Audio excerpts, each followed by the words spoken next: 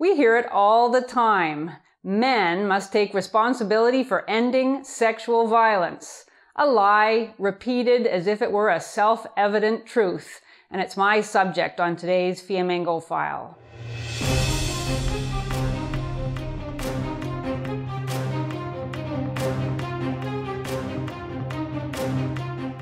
I'm Janice Fiamengo of the University of Ottawa. Many commentators more knowledgeable than I have already weighed in on the fallout from the Harvey Weinstein scandal, in which a blizzard of allegations, criminal and trivial, have been directed not only at Weinstein, but also at many other entertainment industry and public figures. Even President George Bush Sr. was forced to apologize recently for allegedly touching women on the buttocks when he was 89 and 92 years old, confined to a wheelchair and suffering from Parkinson's disease.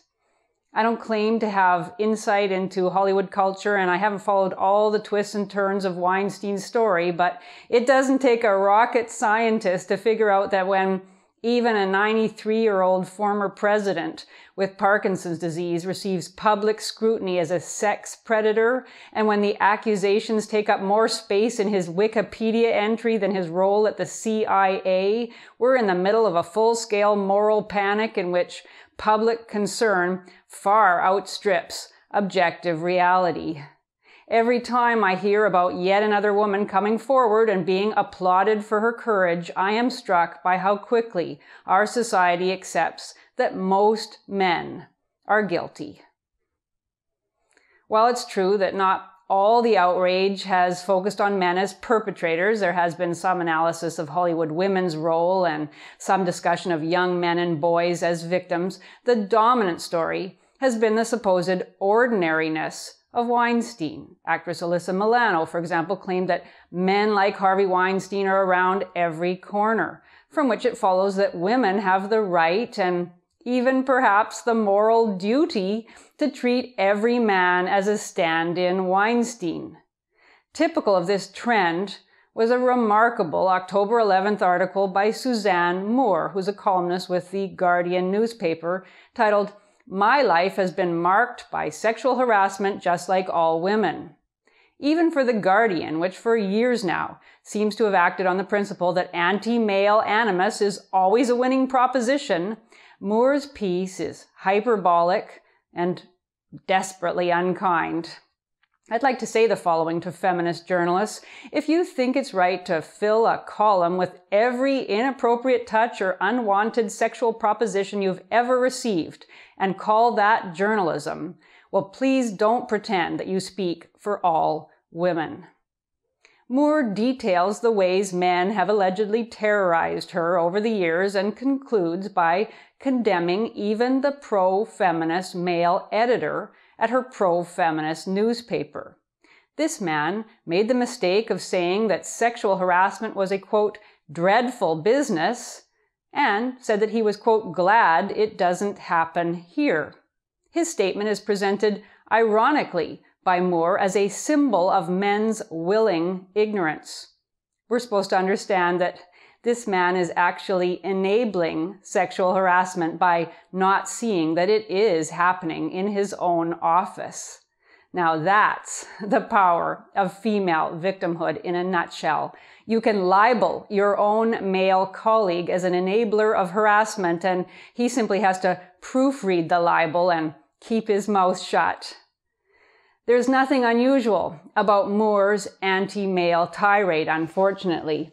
In an article for Odyssey magazine entitled "Harvey Weinstein Proves That Rape Culture is Still Prevalent in 2017, student writer Kate Marlett doesn't waste many words moving from the alleged crimes of one Hollywood movie mogul to the crimes of all men, and she urges women to take pleasure in insulting any man who annoys them, no matter how small the provocation.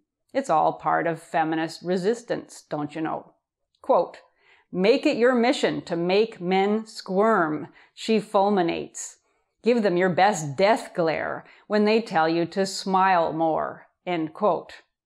Well, of course, it's not clear at all how glaring at a man for talking to a woman will stop real sexual predators, but This article, like so many of the bombastic outpourings that have emerged in the wake of Weinstein, isn't really about stopping sexual predators at all. It's about legitimizing the hatred and abuse of all men. And it does that partly through the false assumption that it is men's responsibility to make the world safe for women. So Matt Damon should have saved Gwyneth Paltrow from Weinstein and deserves condemnation because he didn't. And Quentin Tarantino should have done something about Weinstein decades ago and must apologize now for failing to act.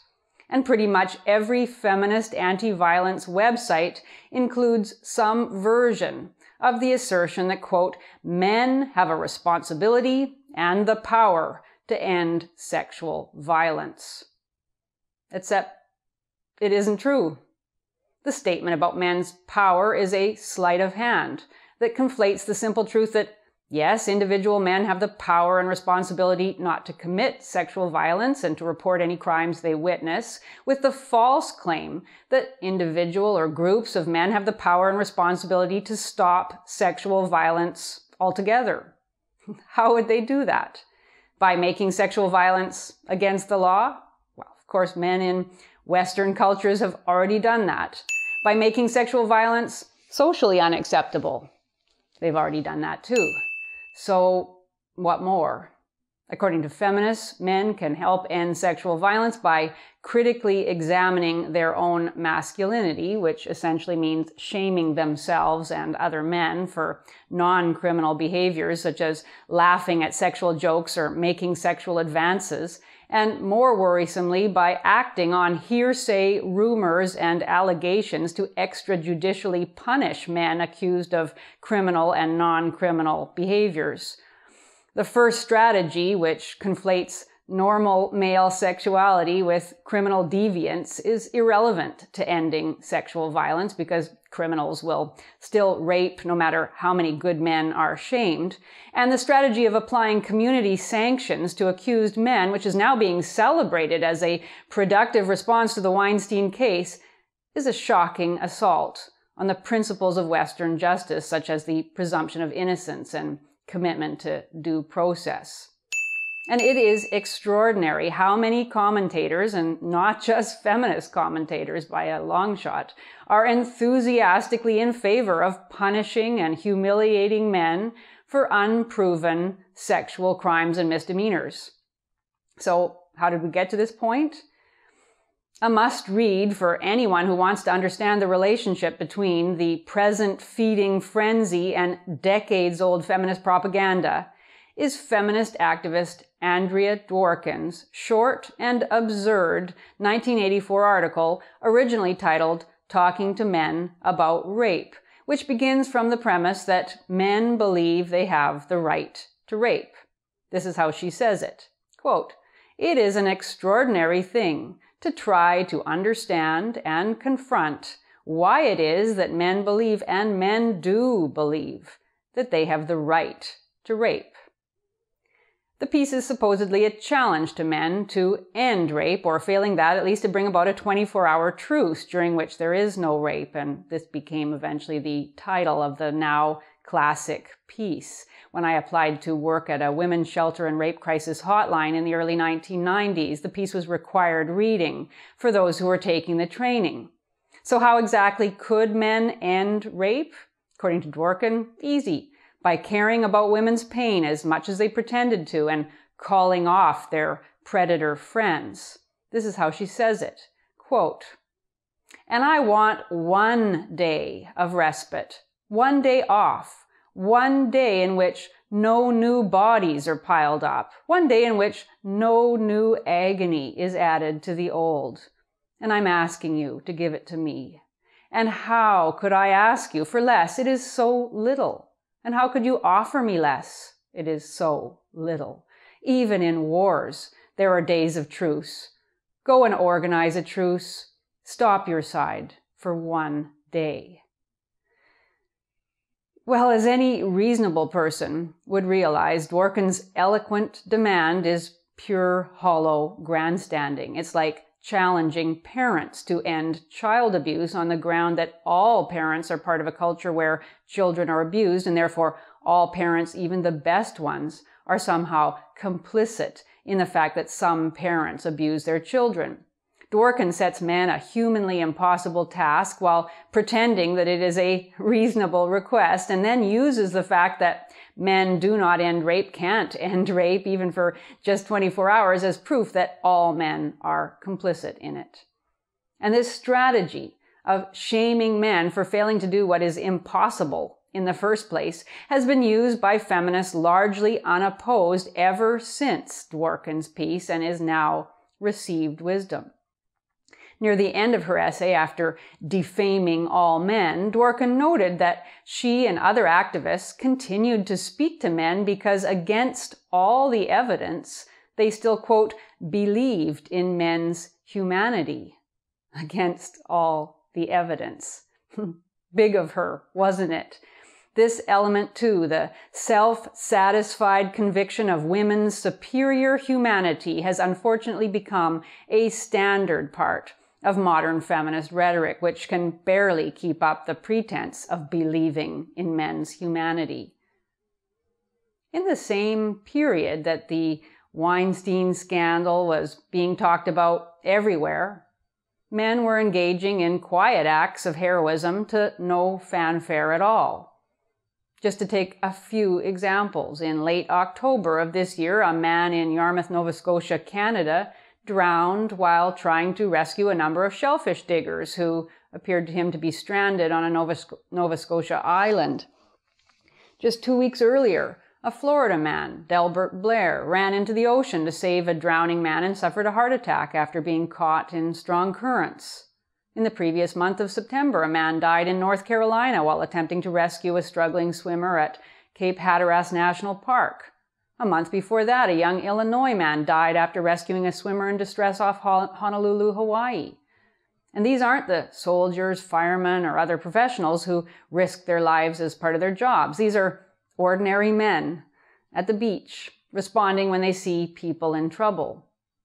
None of the reports of their deaths makes a connection between their self-sacrificing courage and their maleness, though men are more likely than women to risk their lives to help complete strangers. In contrast, very few of the Weinstein commentators miss a chance to emphasize how, quote, utterly common, end quote, his male sexual predation supposedly is. That reference to Weinstein as, quote, utterly common comes from a prominent opinion piece titled Dear Men, It's You Too, published on October 19th in the New York Times, and it's the last article that I'll mention.